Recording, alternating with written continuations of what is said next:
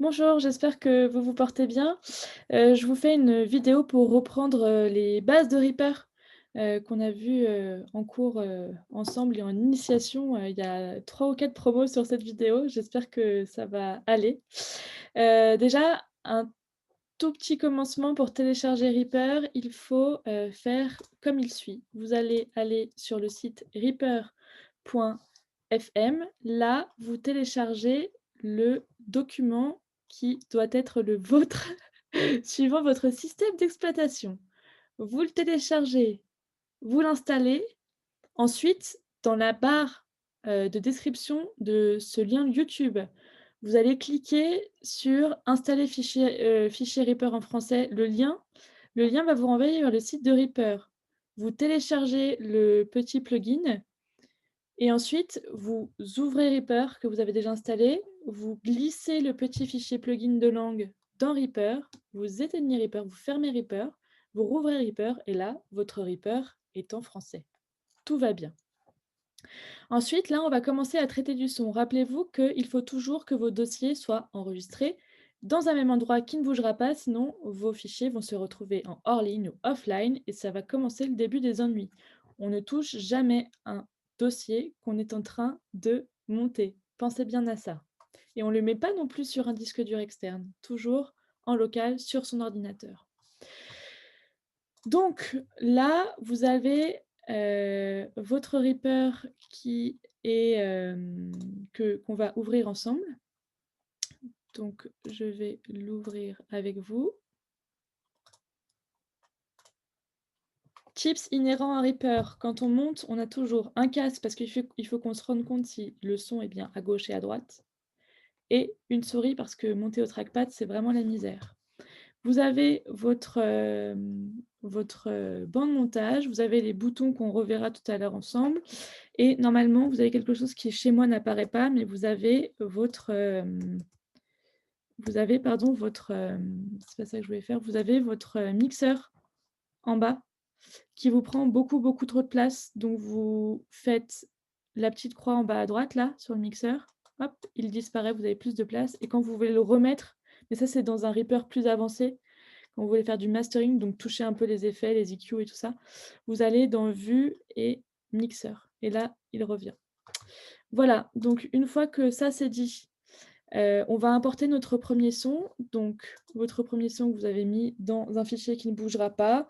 Moi, il est là dans Rush Olivier. Je prends, le son de ma voix. Hop, donc normalement vous avez pas ça, voilà, donc le son de ma voix. Qu'est-ce qu'on fait? On le regarde. Qu'est-ce qu'on voit? Il y a des ondulations en haut, mais pas en bas. Vérification faite. Vous entendez rien parce que je n'ai pas partagé le son. Vérification faite avec votre casque. Prise 1. Vous entendez toujours pas parce que je ne sors pas sur le zoom et pourtant si, c'est super bizarre. Ok, Les oliviers de Ley. Prise 1.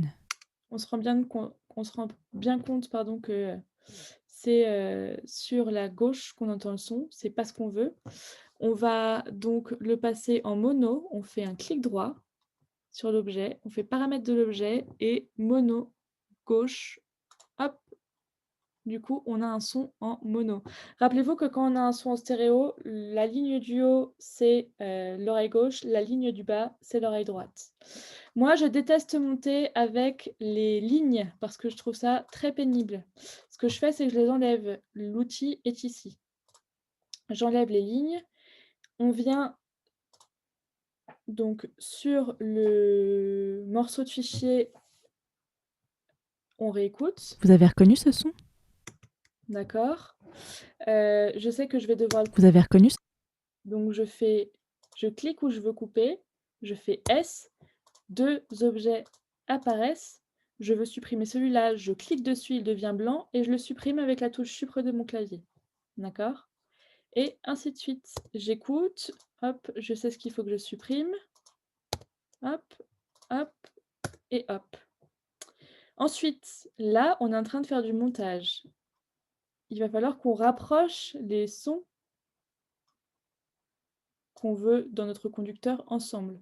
Tout simplement, on clique sur les objets qu'on veut rapprocher et on les rapproche. Hop, ils viennent se coller et ainsi de suite. Hop, hop, je découpe mon son. Alors en sachant que, vous voyez là, rien ne bouge. C'est-à-dire que les éléments, ils sont indépendants les uns des autres parce que le troisième bouton en haut à gauche, là, il n'est pas cliqué. Si on le clique une fois, si je supprime l'objet qui est en blanc là, tout bouge. Tous les éléments à droite sur la même ligne bougent. Maintenant, regardez bien. Ah, non. Hop, quand on a un élément sur la même ligne, enfin sur d'autres lignes, pardon, et qu'on si on a toutes les lignes qui sont sélectionnées en haut sur le bouton à gauche, hop, donc là, vous voyez, il y a tous les boutons qui sont verts. Si je bouge un objet, tous les objets à droite de cet objet sur toutes les lignes vont bouger aussi. Hop, toujours sur la droite, hein, jamais sur la gauche. Voilà, et ainsi de suite. Donc faites bien attention quand vous découpez, ça c'est primordial. Donc là, on a importé notre premier son. On a commencé à le découper pour la forme, mais en fait, ce qu'il faut faire tout de suite, c'est de l'enregistrer. Donc, vous faites Fichier, sauver le projet sous. Là, vous lui donnez le nom année, mois, jour, tiré du bas, l'institution pour laquelle vous travaillez, MCST par exemple, Master Communication et Culture Scientifique, tiré du bas, ce que vous fabriquez, les oliviers. Vous venez le mettre dans le même fichier que les rushs, donc formation podcast, là-dedans. Donc là, vous avez Rush Olivier et on crée un fichier en parallèle qui va s'appeler montage final. Qu'est-ce que vous allez avoir dans ce fichier montage final? C'est simple. Vous allez créer un sous-répertoire, donc il va s'uploader une... dans le fichier montage final, on ne va pas avoir tout de suite les fichiers son et les points RPP, qui est l'extension de Reaper qui va rappeler comment est-ce qu'on monte sur le fichier. Mais en fait, il va recréer un autre dossier, en fait. Donc, on crée un sous-répertoire et on copie tous les médias dans le répertoire. Mieux vaut bretelle ceinture que perdre un fichier. Donc, moi, j'ai plusieurs sons, toujours les mêmes, qui sont enregistrés à plein d'endroits de mon ordinateur. Et ça, c'est important. Voilà, on fait Save.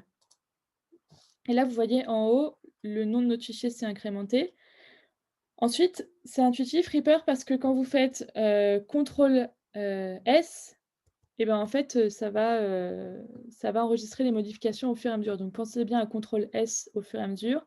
Et quand vous faites CTRL Z ou Command Z sur Mac, en fait, vous allez revenir en arrière. Hop.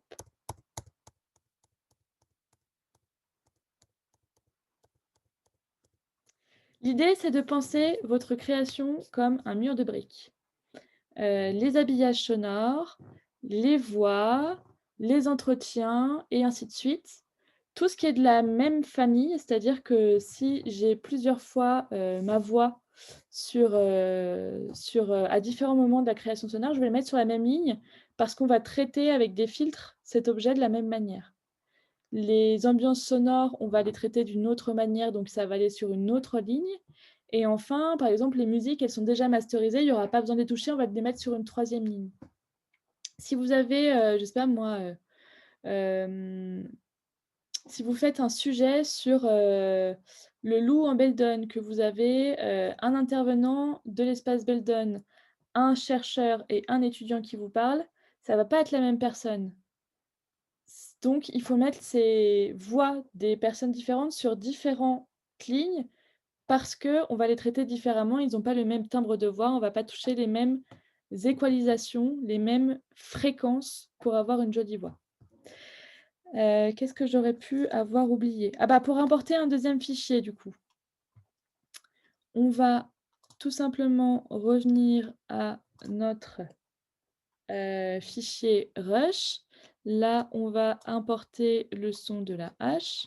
Hop, on le clique-glisse et là, il apparaît. On le met où on veut.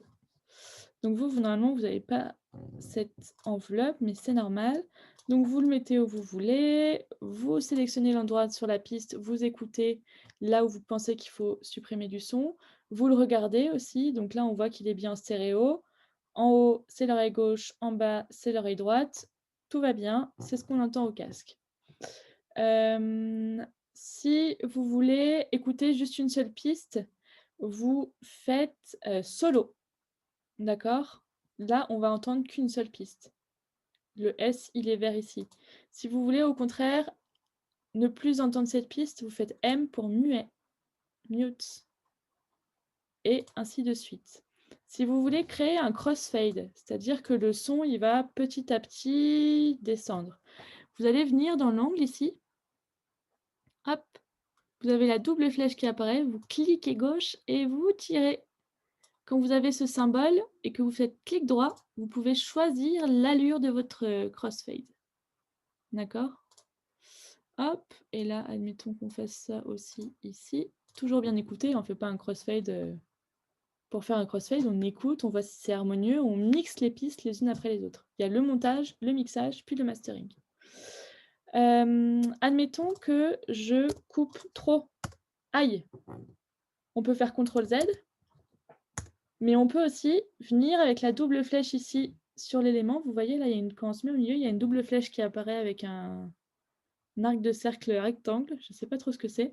On clique gauche, on va tirer l'objet et il réapparaît. Et vous voyez là, il y a un petit triangle qui apparaît. En fait, quand on arrive à la fin du son, il recopie jusqu'au début du son. D'accord? Attention, admettons que vous découpiez votre son comme ça. Hop, hop, hop, hop. Je vais enlever ça, je vais enlever ça. D'accord? Je veux potentiellement gluer, donc qu'il n'y ait plus de trous entre les... Enfin, que les objets soient plus indépendants, mais vraiment qu'ils ne forment qu'une seule entité. On fait clic droit, on prend tous les objets qu'on veut gluer ensemble. Ils deviennent tous blancs. On va faire clic droit, gluer les objets sélectionnés, et là, ils ne forment plus qu'un. Mais ça veut dire que, vous voyez là, on n'était pas à la fin de notre objet, et pourtant, quand on retire, comme on l'a glué, en fait, il prend le début de cet objet-là. C'est-à-dire que ce qu'il y avait entre les objets là qu'on a fait disparaître, ça a disparu. Donc faites bien attention avant de gluer vos objets, vous ne pouvez pas les retrouver, sauf si vous faites CTRL Z par la suite. Si vous voulez faire un marqueur, admettons que vous avez un entretien de 1 heure avec quelqu'un et que vous ne voulez pas prendre un stylo, un papier et dire de 0 à 10 secondes, Pierre parle des oiseaux. De 10 secondes à 40 secondes, Caroline parle de blablabla. Vous vous mettez là où vous entendez Pierre qui parle des oiseaux avec toujours cette ligne verte. Vous faites majuscule M. Vous dites Pierre, oiseau. Vous l'écrivez ici. Entrée. Et là, vous avez un marqueur qui apparaît là-haut. Ça peut être vraiment pas mal. Une autre chose sur les crossfades, si vous voulez être plus fin sur vos crossfades, au lieu de tirer comme ça, vous pouvez faire une automation de volume. Vous venez sur la piste que vous voulez automationner. Je ne sais pas si le verbe automationner existe, mais disons qu'il va exister aujourd'hui. Vous venez sur Trim, le triangle avec les 3 points. Hop. Vous venez sur Surpasser Latch pour le mode d'automation. Et vous venez sur Volume préfixe. D'accord? Et là, vous avez une ligne qui apparaît dessous, verte. Ça, c'est le volume. Donc, vous voyez que c'est une automation de volume. Hop. Vous faites clic droit, créer un nouveau point, clic droit, créer un nouveau point, clic droit, créer un nouveau point. Et là, quand vous baissez votre volume, hop, et bien en fait, ça apparaît directement là avec le préfixe. Vous le voyez. Si vous faites juste volume tout seul, vous ne le voyez pas, ça s'entend à l'oreille. Moi, ça ne me dérange pas, mais c'est une personne qui a assisté à la formation qui m'a expliqué ça vendredi et ça peut vous servir si vous préférez voir. Vous voyez les ondes qui se rapetissent ou s'agrandissent, en sachant que sur l'axe désordonné, on parle de décibels, et sur l'axe des abscisses, on parle de durée. Donc le son, c'est tout simplement des décibels en fonction des abscisses, et dans les ondes, il y a les fréquences, entre autres, qu'on verra dans l'utilisation un peu plus avancée The Reaper, voilà. Je pense que j'ai à peu près tout dit. Oui, donc on va faire une dernière manip, c'est-à-dire exporter le fichier, render, donc fichier exporté. Là, vous allez nommer votre fichier, donc il ne bouge pas. Vous allez choisir le répertoire où vous voulez que votre création en MP3 ou en WAV vienne s'ajouter. On choisit toujours du MP3 parce que les radios diffusent en MP3, les sites d'hébergement de podcasts acceptent que du MP3, donc vous embêtez pas trop. Il y a très peu de gens qui sont capables d'entendre la différence entre un MP3 et un WAV. Ensuite, là, sur le format, vous venez choisir MP3. La fréquence d'échantillonnage 44100, on est bon. Canaux stéréo, on est bon. On veut bien entendre des deux oreilles et pas que d'une seule. D'accord? On fait le projet entier. Et ensuite, on est à 320 kbps, on est bon. Vous faites render. Et là, vous voyez votre fichier qui s'inscrit. Le but du jeu étant de ne pas être en rouge et en plus ici, parce que ça veut dire que le son sature, en sachant que, attention, certains vont se sentir dans l'obligation de venir toucher sur les mixeurs ces barrettes-là, et ça, on n'y touche absolument jamais, d'accord? Ça, on le laisse toujours à 0, OK? Sauf que là, vous avez vu, ah ça, c'est intéressant. Là, on est sur l'automation, en fait. Ça, c'est l'automation qui est incrémentée, OK? Donc on était là. Quand je l'ai remis à 0, ça a remonté le fader. On n'y touche pas en fait, ça, une fois qu'on a commencé à monter, enfin tout est à 0, vous n'y touchez pas en fait.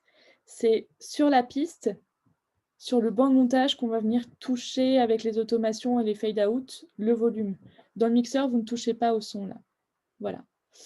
Je pense que c'est à peu près tout. N'hésitez pas à me poser vos questions si vous en avez. Vous avez toutes les bases et j'espère que ça ira. Et à très vite. Je vous souhaite une très bonne fin de journée.